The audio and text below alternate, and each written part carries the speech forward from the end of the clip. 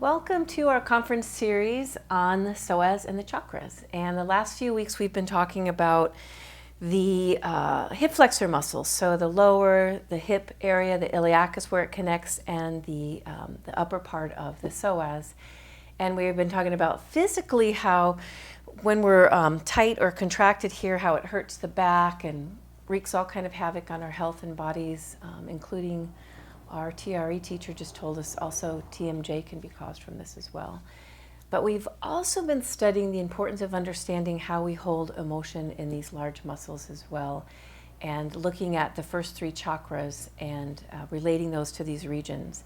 So we understand now the more we can release these muscles in our yoga practice and lengthen these muscles in our yoga practice, not only are we physiologically more healthy and vibrant, energetically more healthy and vibrant, but emotionally we're also more healthy because we're dumping and letting things go that are very very fundamental for us in our daily survival. We have our tribal stuff, we have our individuation, and then also our self-worth is all in that lower region emotionally of those energy centers. So this week now we're moving from talking about stretching and lengthening these muscles and getting energy moving through these first three energy centers, and it moves up into the heart region, which is a really important region to understand that we house our love, our compassion, our forgiveness. All these things are housed in this region of our body. And I love this this direction we're heading here. I'm calling it the yoga evolution. So going from our rounded selves on our devices and chairs and driving to lengthening out this lower half, which lengthens out the spine and the upper half of our bodies.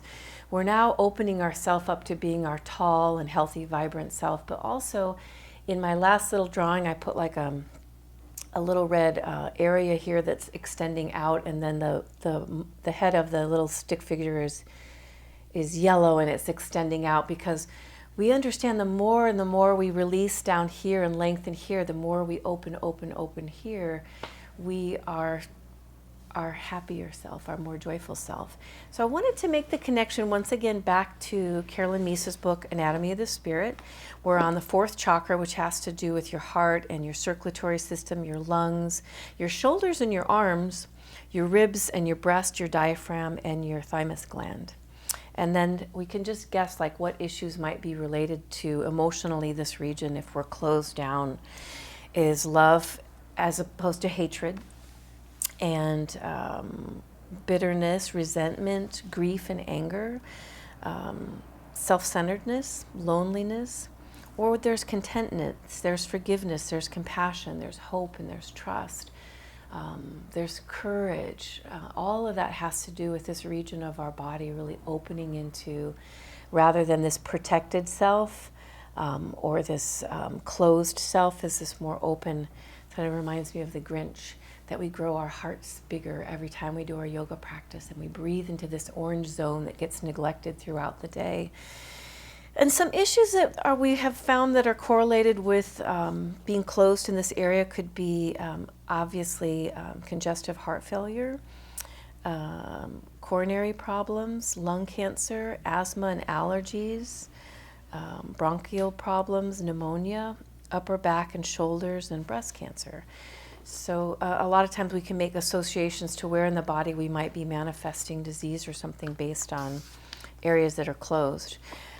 So when I want to tell you this story, when I was preparing this week and studying the psoas and what we're going to talk about with the heart, I was all excited because I love to talk about love. I love to talk about love's the most important thing.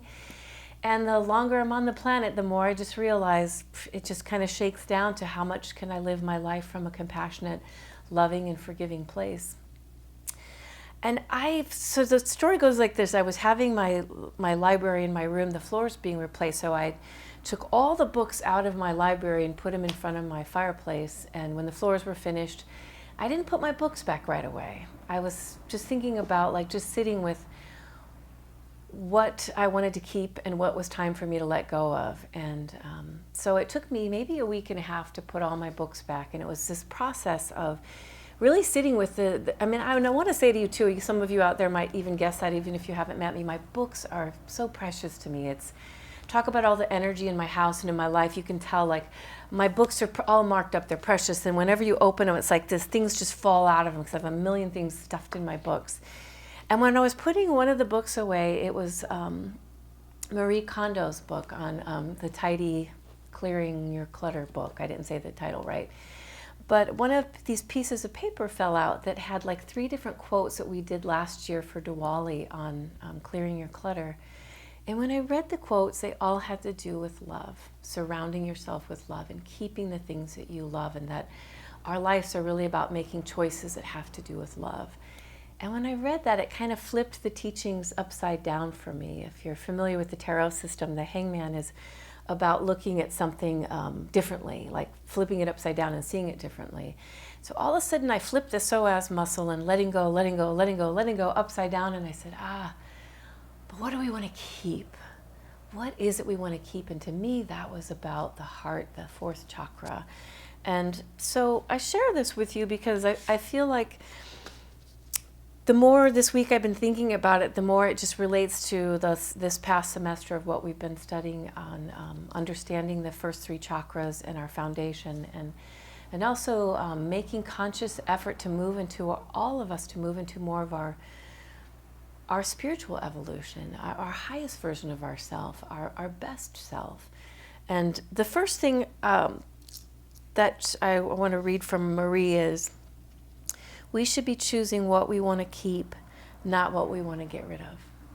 And for me, that just turned everything around. It wasn't what books I was going to get rid of. It was what books that I loved so much that I would keep them another year, another 2 years on my bookshelf. And then I started just thinking about how that relates to everything, about all the emotions that we're talking about, all our relationships to things like money or things that we control, or our relationship with ourselves. And so I just put this on our quote to share with all of you to think about. I said, to think of this week, to surround yourself with who and what you love. It's so powerful to me because it's not just the big things. It's all these like little emotions in our life. It's all these little moments in our life. It's all the little things that make up what I would say is Diana's life. To more and more just pull in and surround myself by the people, the relationships, and even the aspects of the relationships that I love. Like I was telling the class and saying, like, listen, you don't have to dump all the relationships that are challenging for you, but maybe you decide what part of it isn't serving you, and you find ways to move more into the parts that serve you, that you love about the relationship. The second quote was, have gratitude for the things that you're discarding. By giving gratitude, you're giving closure to the relationship with the object, and by doing so, it becomes a lot easier to let go. And an example of that would be, I let go of some books that I absolutely loved, and they were marked up and I had for years. And I remember I was just thinking that, I was like holding the book like, I've learned so much from you, or you've made my life richer or brighter or different, or given me wisdom. And I thank you for that. I thank you for all the markings here and all the things that are still somewhere rattling around my brain. But I release you, and I took all my books to the library, by the way. I didn't have any attachment to even where they would go or who would receive them. I just openly gave them away to whoever might find them with gratitude. And it made it so easy to let go of these things that I had held so tightly to and yet not used for years, in letting them go with gratitude. So again, I think of a book as an object, but there's so many things in our life that maybe we feel like at one time it served me to be this way. And I'm grateful that I did life this way, but realizing now that doesn't feel like I love it anymore. And so letting it go, it just gets easier when you honor it first and say, it used to serve me to act this way in something, and then let that go. And then lastly, I pulled a quote from Carolyn Meese from Anatomy of the Spirit.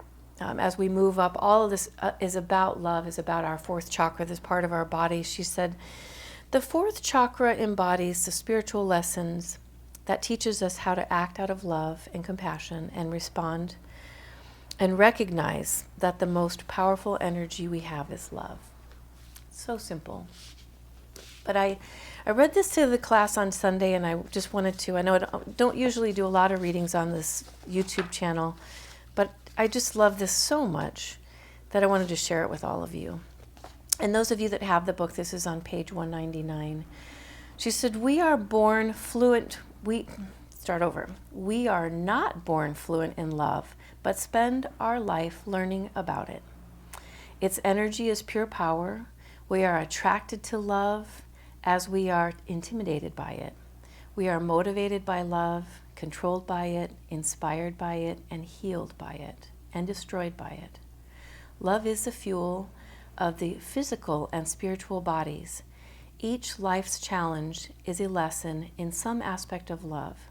How we respond to those challenges is recorded within our cell tissue. We live within the biology consequences of our biological choices.